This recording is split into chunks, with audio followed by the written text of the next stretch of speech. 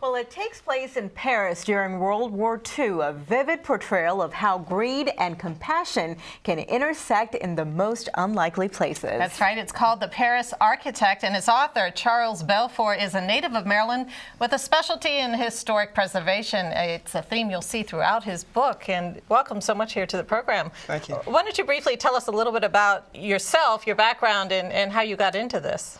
Well, I'm a for-real architect. I have a degree in architecture, and I'm a practicing architect with a specialty in historic preservation, mainly in Baltimore. And I basically help developers recycle old buildings into new uses, like warehouses into apartments, that type of thing.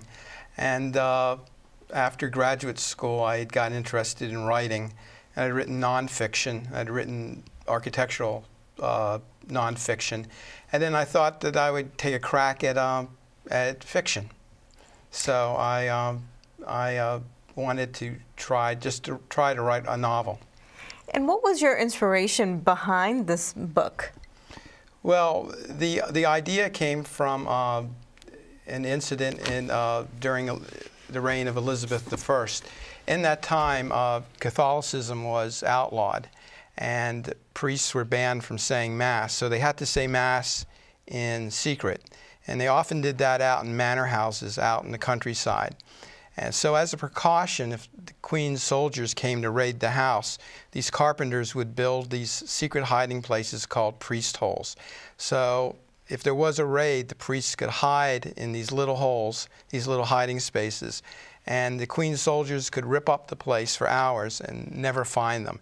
So that's how the whole idea behind the book You know, I read this book, and I usually read about a chapter a day during my lunch hour, and I could not put this down. I read it cover to cover. It's a great book. And inside it, you have several moral themes that are in there. For example, you talk about how the majority of the people in France refused to help Jews during the war, and there's this challenge going back and forth about whether it's an issue of survival or not. Right. The consequences for helping Jews or anyone who is hunted by the Germans was usually death or deportation, which is the same thing as death. So people didn't want to be heroes at that time. They only cared about their own survival and their family's survival. Because if you were caught, your family would suffer as well. So there was a great moral question whether to help someone or not. The consequences were very grave. Now, you've humanized a lot of the characters in this book, and it's really hard to tell who's the good guy and who's the bad guy. Yeah, the architect in the story, the main character, he's not a very moral person, and he's a bit of an anti-Semite. And so in the beginning, he really doesn't want to go out of his way to help anybody, especially helping Jews. So he has to be kind of conned into it with money and a commission to design a factory by this wealthy industrialist who's really behind hiding all these Jews. So, so he grows throughout the whole novel and becomes a better person by the end of the novel. It seems like a very thought-provoking book for high school, college students to take up so that they can discuss these issues.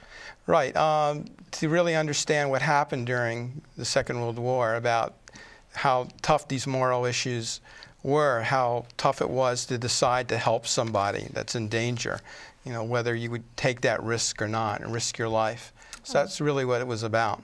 Yeah, wow. Some questions that hopefully a lot of people won't have to answer anytime soon. All right, thank you so much. Thank you, Mr. Belfoure, for joining us. And Mr. Belfoure will be hosting a book signing event tomorrow at 1 p.m. at the Barnes & Noble at the power plant, excuse me, in Baltimore. And if you'd like more information on this book, you can go to parisarchitect.com. Thank you again.